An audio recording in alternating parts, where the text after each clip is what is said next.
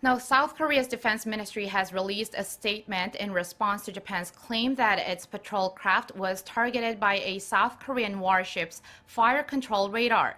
The statement released Friday evening said that the warship was not aiming at the Japanese surveillance aircraft. A military source said the ROK Navy's vessel used its fire control radar during a normal search operation to locate a North Korean vessel which had drifted into international waters near the inter-Korean sea border.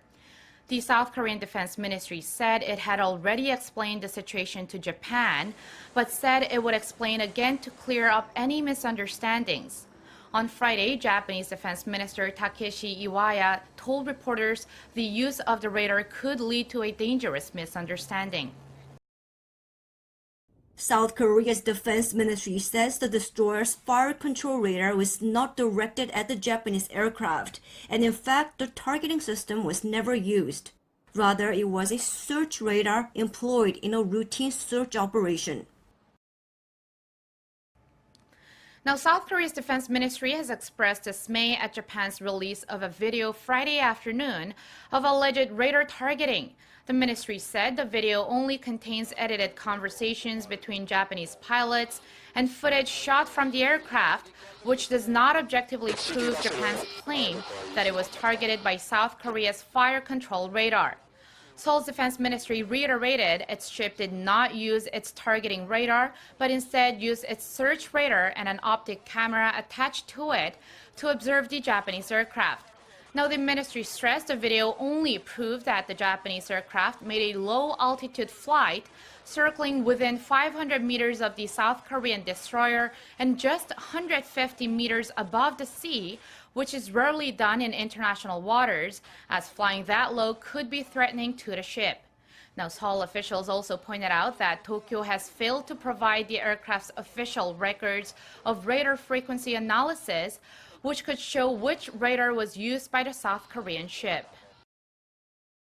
Now, Japan's been claiming a South Korean Navy destroyer recently used its targeting radar to lock on to a Japanese patrol plane. But experts here in South Korea who've seen the video from the Japanese plane are saying that it did not happen. Furthermore, they say it was the plane flying at a low altitude over the ship that was threatening. An expert from the Korea Research Institute for Military Affairs says the plane was never in a position where it could have been in the fire control radar's beams because of the limited angles at which the radar operates. On December 20th, the Korean destroyer was conducting a humanitarian search for a North Korean ship in the East Sea when a Japanese patrol plane approached it at a close range.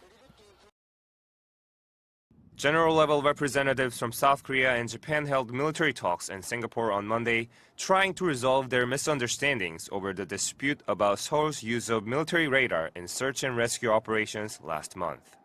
Despite the talks lasting over 10 hours, which took place at both nations' embassies, according to military sources, the two sides only reaffirmed their differences and couldn't reach any settlements.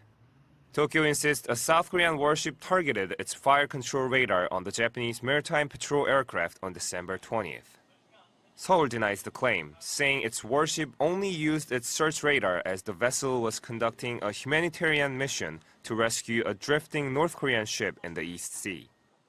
According to military sources, South Korean officials demanded Japan's analysis of radar frequency data to verify what kind of radar the warship used. But the Japanese delegation refused to disclose the information. In December, South Korea and Japan held a working-level video conference over the issue only to confirm their differences. A day later, Tokyo released video from the aircraft in a bid to back up its claim. Seoul expressed deep concern and regret about the video, and later came back with its own footage shot from the warship, demanding an apology from Japan for flying toward the ship at a low altitude and in a threatening manner. South Korea's Ministry of National Defense expressed deep concern and regrets to Japan over the announcement Monday evening. Tokyo's defense ministry said on its website that it is ending consultations with South Korea over the matter and released audio files it claims to be the sound of electric waves from the targeting radar. Seoul's defense ministry said, however, the unidentified sounds provide nothing that can be verified scientifically or as evidence, such as the date it was recorded, the location, or the direction and frequency of the supposed radar emissions.